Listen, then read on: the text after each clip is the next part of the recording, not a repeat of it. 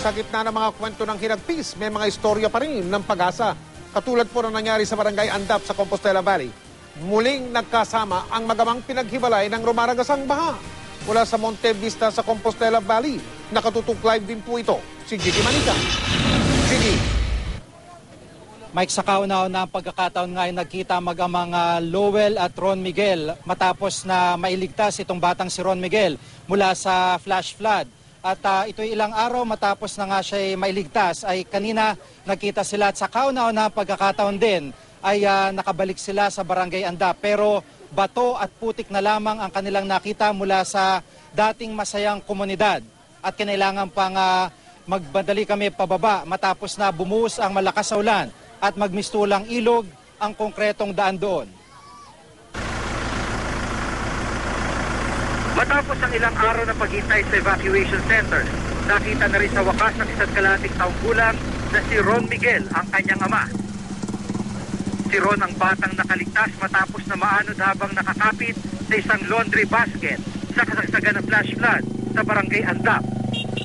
Dito siya sa may Temple of God nakuha. Sa kauna-una ang pagkakataon matapos ang dilubyo, bumalik ang mag-amang Lowell sa kanilang lugar. Anong pakiramdam mo na nakikita mo yung lugar mo na nagkaganto?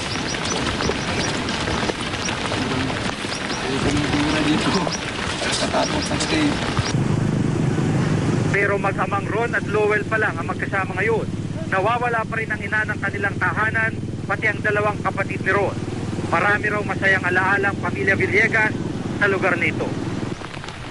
Dati itong mga nasa likuran ko ay mga bahayan at sa mga nakalipas na mga araw ay tinuturing itong isolated. Pero kahit papano yung pinakadulo nung daan na to kung saan yung mga malalaking bato ay naalis na ay doon nakakatawid yung mga tao. Pero sa pagkakataong ito nagmamadali sila ulit makabalik sa kanilang mga komunidad dahil lumalakas yung ulan at tumataas na naman yung ragasan ng tubig. Pero hindi yun ilog, kundi dating mga bahayan na nasira lamang ng pagragasan ng malalaking bato. Yung asawa mo at anak mo, hanggang ngayon ba hindi pa sila nakikita? Hindi pa nakikita. Hindi na ako umasang makikita pa yun. Kasi kita mo yung mga malaking bato. Hindi natin alam kung nandyan sila sa ilalim.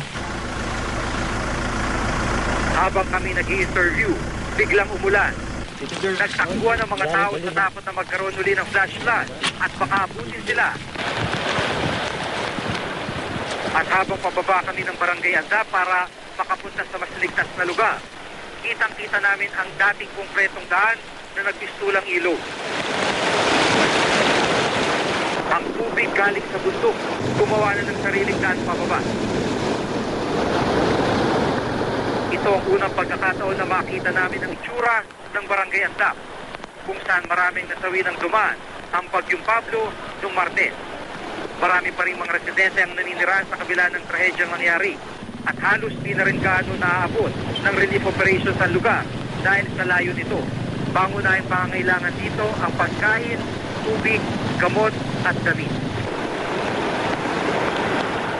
Mike, itong Barangay Andap ay mataas na lugar, isa sa pinakamataas na lugar mula dito sa poblasyon ng New Bataan. Pero itong tubig na bumabagsak o nanggagaling sa Andap ang siyang dumadaloy pababa ng New Bataan. Kaya gaya nga nung nabanggit ng kasama natin Cedric, minabuti ng news team na bumaba sa mas ligtas na lugar dahil na rin sa ragasan ng tubig galing sa kabundukan. Mike? Galing sa bundok yung tubig, Gigi? Tama yun, Mike. Galing sa kabundukan yan. At yung mga kabundukan na nakita natin yung mga eroded na mga lugar. Ibig sabihin, wala na mga puno talaga at gumuho na lamang matapos nga nitong flash flood. Yung nakikita nyo na tinatawid namin, tinatawid ng mga tao kanina, yun ay isang komunidad.